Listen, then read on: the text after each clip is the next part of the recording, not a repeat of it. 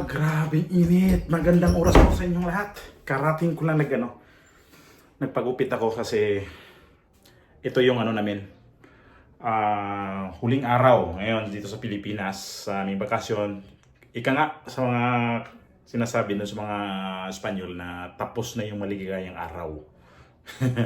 Kasi nga galing tayo sa bakasyon, na-enjoy mo yung dapat mong ini-enjoy. So, ayun. So, yun ang last day namin ngayon kasi mamayang hapon pabalik na rin kami ng Espanya. So, darating kami bukas ng hapon din ng Sabado. So, hopefully makakuha pa rin ako ng mga kunti-kunting mga vlog, makakunti-kunting mga video papunta na po doon. So, kailangan ko rin talagang makakuha para dagdag memories. Alam niyo kasi memories nga to eh. Magkaroon tayo ng mga ganitong mga ganitong video. Ika nga, sabi ko nga, di bale na walang sweldo. Basta ang importante sa akin, may mga memories ako nagawa na dito.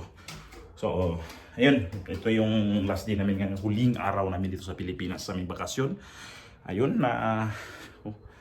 ikwento ko lang sa inyo na medyo bitin ang aming bakasyon kasi isang buwan lang naman mahigit, 1 month and 5 days. Yun lang yung pinakano talaga namin.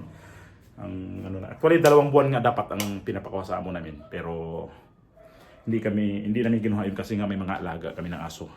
Yun ngayon, sa ngayon pa lang parang hindi na ako parang di ko gustong bumalik.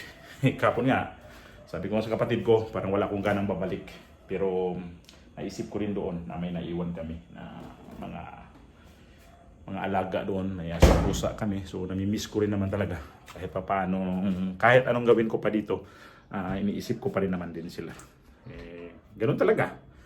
Doon ang trabaho natin, so balikan natin trabaho para ituloy-tuloy natin ang pangarapan natin sa ating buhay. Actually, sinabi nga, pag wala kang pangarap sa buhay, so anong silbing buhay natin? Hindi ka nangangarap. Diba?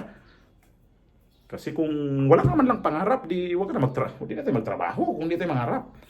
Walang taong walang pangarap. So ito yung sabi ko nga, na kailangan ituloy-tuloy ang ating mga pangarap. So doon ang trabaho namin, doon ang namin. Bali, kabuhayan na namin doon. Wah! So kailangan bumalik kasi kailangan talaga na balikan na yung trabaho namin kasi ang dami pang gusto namin tapusin sa pagbabayad. Gawa nito, itong bahay na to. Babayad pa kami nito. So, kailangan namin bumalik. Yun. So, tapo natin itong plastic kasi dito may nangunguha ng plastic. So, sana makuha niya ito para maswerte naman sila konti. Tapon pa. Dito ko na ito ilagay para may mamulot. Ayan. So, yun, kahapon bago kami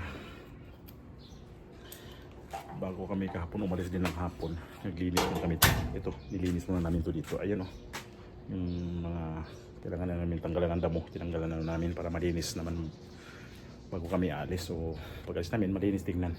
Ayun yan dyan banda, ilagyan ko ng asin itong makupan to kasi tumutubo pa din may mga tumutubo.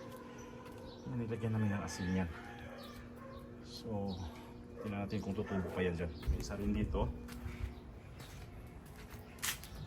Ayun Tapos yan. Ito yung nilinis namin kahapon. Yung banda dito. Ayan yan. Kami ni Miray niyan. Tanggal yung damo. Kasi daming damo tumubo.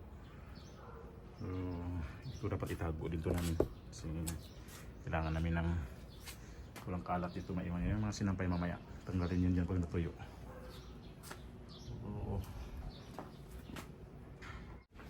So masakit sa akin na iwan ko na naman to. Kumain namin na kailan na namin magkita-kita tayo ulit nito sa bahay na to. Kasi nga hindi naman kami pwede yearly din ng bakasyon dito. Kaya yung namin kita sa taas. Kaya yung bakasyon namin pagka maganda-ganda naman ang ano, wala mga problema. Every 2 years ang ano namin balak. So, sana makabalik kami ng 2 years para di naman masyadong matagal. Hindi kagaya nung bago kami na itong bakasyon na to na medyo tumagal kami ng 5 years dahil sa pandemic. Ilaw. Para maliwanag, makita yung kapapuhan. Ay, gupit ko ngayon, oh. Ito yung gupit. Wala to sa ano. Wala yung gupit talaga niya doon. Kasi dito malinis talaga. Mamaya na ako maligo. Grabe talaga. Kunting galaw lang dito sa ano, sa lugar natin dito. Grabing pawis. Init. So ito na, nakaprepare na kami na. Di pa namin to nalagay sa lahat ng malita. Si May ngayon, si Mirai, bibili ng malita niya. Para doon to isal pa kasi isang malita namin, ay yung malita namin na ano, malaki, hindi talaga siya kasya. So sabi ko, hindi kakailangan nito Mirai na magkasya. Ito yun. Ito yung i-impake pa namin ngayon. Tapos mamaya mga 4 o'clock yata, susunduin na kami dito. Ito yun, no? Hindi pa talaga kami naka-full na impake. Ayan, no? Ayan. Sa kama, nakapatong lahat yan. Ayan, bumili ako ngayon ng bigas. Ito yan siya. Bumili ko ng bigas na pula. Tapos iwan ko na ito, ano, mga grocery. Dala rin ako nitong Emira yan. Para sa buhok. Basta ito, cafe. Mga grocery, mga kunti-kunti lang. Hindi naman din yun maraming ano, grocery. Ano, binili namin. So, yan. Hindi pa rin nakabili ng kape, juice. So yan, tapos ito pa, yung malita nila wala pang laman yan. Tapos yan, mga yan, basta lahat nakalat dito. Ito nakasabit dito, kailangan patanggalin yan mamaya. So yan lang yung malita naka-intact. So palipat siya intact na intact. Kay Kili ito lang yung sa kanya, maliit na yan. Ito yung ayun, no. Ito naman, ayun. Hindi pa masyadong nakaligpit dito. Yan ang ano namin. So, yan. Ito yung nakaprepare na naman kami. Babalik sa ano. Sa aming pinanggalingan sa Espanya. Ako kasi madali ko mag-emosyon. Yung mga ganyan na parang iiyak. Kasi, ang ano ko naman dito pag iwanan itong bahay namin na sa totoo lang talaga, di kami na ano dito na tumira ng matagal pa. Kasi uwi lang kami dito ng ilang tao. Kada ilang taon, tapos babalik na naman kami. Dito lang kami 1 buwan. Yun lang yung pinakaano namin. 1 buwan lang talaga dito, tapos babalik kami sa trabaho. Uwi na naman dito ng kung ano, nung nakaraan, itong ano nasundan nito, itong bakasyon na to, 5 years kami bago nakabalik. Ito yung pagbalik kami, hindi pa namin alam. Pero may balak kami na 2 years lang ang ano namin, babalik kami dito. So, kung ano yan, 2 years, makita namin to siya ulit ng 2 years. Kaya sabi ko, gusto ko man mag-enjoy dito. Kaya nung itong bakasyon na to, bago kami umalis doon, sabi ko, pag nakabakasyon doon talaga ako sa ano, sa bahay lang. Hindi ako masyadong maglalabas. Kasi gusto ko ma-enjoy yung bahay. Kasi ito, gusto ko matulog dito sa aming tulugan, sa aming kama. Kasi ang tagal eh. Ang tagal namin hindi namin to na ano. Ang tagal to namin hindi namin natulugan tong bahay na to ulit. Sabi ko, gusto ko mag-enjoy. Kasi, imagine ba naman, ang tagal namin hindi nakabalik dito. So, yun yung nangyari. Ang dami rin nangyari dito na mga memories, mga familia, mga kamag-anak, mga kaibigan. Basta, majority talaga ng mga kamag-anak. Kapatid, ano ka? Mamimiss mo yung mga nangyari din sa amin dito. Although hindi kami masyadong nakapag-travel dito kasi mayroon ding mga kompromiso kasi na dapat naming i-priority. Kaya, so, tsaka na lang yan, mga ano, kasi mientras may buhay, may pag-asa pa tayo, di ba? Kaya yung mga balak na natin na hindi nagawa ngayon, malay natin, magawa natin sa sunod na pagbakasyon dito. Sana maayos ang lahat, na matupad yung mga dapat mapuntahan na dapat na doon din makapag-relax, magmuni-muni. Ganun lang naman eh. Pag magbakasyon kunyari dito, feeling din natin na bakasyonista ka. Pero naramdaman ko naman na nagbakasyon talaga kami dito kasi yung parang sa akin para medyo tumaba ako. Pero hindi ako, nag-control pa rin ako sa pagkain. Ang dahilan siguro is walang stress talaga. Di kagaya pag nandoon sa trabaho na araw-araw, mag-isip ka, may darating na naman sa trabaho. Ganun ang routine. Tapos, mas may mga kasama. Ang daming mga makapag-stress sa buhay pag doon sa ibang lugar, sa trabaho natin.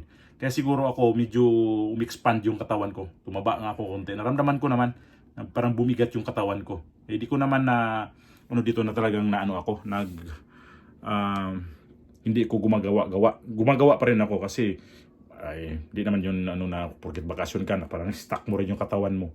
Igalaw pa rin dito. Ako kasi ayaw ko rin yung humihinto ng mga ganyan ginagawa. Kagaya ng yung maglinis-linis dito sa namin, sa labas. Tapos nagtapal-tapal ng mga bulkasil sa bubong, mga tulo-tulo. Kaya sabi ko, di naman pwede na ipara natin to. Tapos may yung mga dapat ko mga nilalaka dito, yung ang dami nangyari nakapag-renew ng lisensya. Mayroong unang-una, kapag banding sa aking mga kapatid, sa mga ibang, basta ganun senaryo dito. So, sabi ko, i-vlog natin itong huling araw dito sa Pilipinas ng aming bakasyon. Para mapanood ko rin to, sabi ko, ito pala itong taon na to, 2024, ito pala yung vlog ko na ginawa. So, na-enjoy ko yung bakasyon dito. Hindi naman pwede na, sabihin mo, hindi ko na-enjoy yung bakasyon sa isang buwan kami dito. Na-enjoy ko talaga. Kasi, kung hindi kami pupunta doon sa mga pupuntahan namin, sila yung pupunta dito. Di ba? Less pagod na mag-commute ka pa. So, sana itong vlog na to, masuportahan nyo ako. Sana may-subscribe nyo aking YouTube channel kasi babalik na naman ako sa Europe, doon sa Spain. As usual, balik na naman ako sa pagbablog doon na kung anong mga buhay-buhay namin doon, ibablog ko, kagaya dito. Although di ako masyadong nakapag-upload dito kasi parang naisip ko minsan na grabe naman to lalo pag may pupunta dito, di ko naman magawa din yung magbablog-vlog ako kasi baka sabihin nila grabe daw si Edgar talaga nagpaabala sa pagbablog niya. Kaya tumigil muna ako ng mga ilang upload. Lang, pag libreng-libre yon ina-upload ko. Kaya yon, medyo huminto konti yung pagbablog ko. So sana masuportahan nyo ako yung aking mga vlog. Mapanood nyo po, tsaka masuportahan nyo ko, masubscribe nyo para magkita-kita tayo sa tuwing vlog ko. Tsaka sigurado pagbalik ko doon, ang mga routine kong na trabaho, yung mga ganyan swimming pool, garden, babalik ulit ako doon sa mga ganyan. Kasi yan naman, buti kung ano tayo doon. Nag-uupisina tayo kasi yun pa rin ang iba-vlog natin. Yun pa rin. Mga manok, mga ibon, mga alaga ko. Ang daming mga trabaho ko doon. Maglinis-linis, magwalis-walis. Ganun pa rin.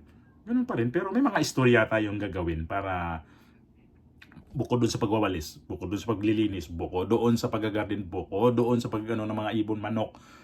Lagyan tayo ng istorya kung ano doon para maiba naman. Pero ganun pa rin, no?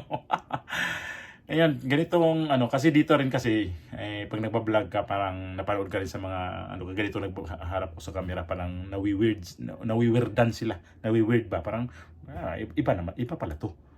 Kaya minsan di ko na lang gumagawa ng ganun kasi baka isa nga 'yon na parang baka sabihin nila hindi ko man lang sila pina-priority pag nanay dito. So ito yung nangyari sa amin ngayon na isang buwan mahigit. Dumating talaga ang araw na babalik talaga tayo sa ating trabaho. So sana pagdating namin doon makikita niyo pa rin kung anong madata namin doon kasi iba-vlog ko talaga yan. Kung anong mayroon doon, mayroon kasi hindi naman doon na mayroon talaga kung pumalit sa trabaho ko doon. Walang pumalit as in. So lang doon, titingnan kung anong pwedeng papagawa, yun lang. Pero as in yung trabaho ko na yung lilinisin ng husto, gagawin talaga ng araw-araw, hindi yun nagawa. Kasi ako yun mayroon pa maglilinis ng kotse, doon na swimming pool lang ngayon kasi summer na doon ngayon sa lugar na yun. So balik tayo sa routine naman mag-swimming pool. Kaya yan, ano kaya madapdan ko doon, naisip ko na. Kaya yun, magkita-kita tayo sa pagbalik namin doon. Wala pa sila ni Mary dito kasi bumili nga sila ng malita. Dahil doon sa mga ito, hindi naggasya yan mga yan. Tapos si Kele, yung naano din yung ano niya, yung SIM card niya, pinapaayos muna sa Globe. Kasi kahapon doon kami, ano namin, kasi naka-plan kami ng 1 month. Pinaano namin yon, anong tawag yan, pinatanggal namin doon sa plan para ibalik doon naman sa parang SIM card na lang na normal. Di ko sana ipagalaw yung SIM card. Kung naisip ko pala, sabi ko, nakaplan pa ang tawag nun. Sabi ko, pag nakaplan pa rin ako, pagbalik ko, kung hindi ko to i-ano siya, i-ano sa kanila na hindi ko na to i-plan. Pagdating ko, ang babayaran ko nito ay nasa 2,000 plus, 2,099 yata, 3,000, mga ganun, ang babayaran ko monthly. So, pag di ko to di ko to siya ibalik sa normal na SIM card, ang kinababayaran ko mamaya, ma-penalty pa ako dito kasi di ko nang tumagamit yung SIM card na talaga pagdating doon. Kaya inano muna namin kahapon yung SIM card namin 3. Ito sa akin, mapilitan na rin ko i-roaming to kasi may mga Gcash ako ditong i-download. Di ko alam kung paano din ipasok yung number doon para magtuloy-tuloy sana. Kaya lang, nahinayan naman ako, pagbalik na naman dito, maghanap na naman ako ng SIM card, mga ganyan-ganyan. Sabi ko, i-ano ko na lang ito, i-maintain ko na lang to. Kaya sabi naman ng taga Globe, kahit may 10 piso ang maintaining, basta di ka lang masiro. Kasi pagdating ng 2 to 3 months, pag di ka nag-maintain ng sa maintenance mo, mawawala yung yung number mo, matanggalin sa Globe. So itong video na to, sana masuportahan nga niyo ulit. Marami po salamat yung suporta. God bless po sa ating lahat. Magbabay po tayo. So mamaya magligpit muna kami pagtapos dito. So papunta doon sa airport, ibablog ko mamaya. Maraming salamat sa inyong suporta. God bless po sa ating lahat. Edgar Miorana po ulit. Bye bye.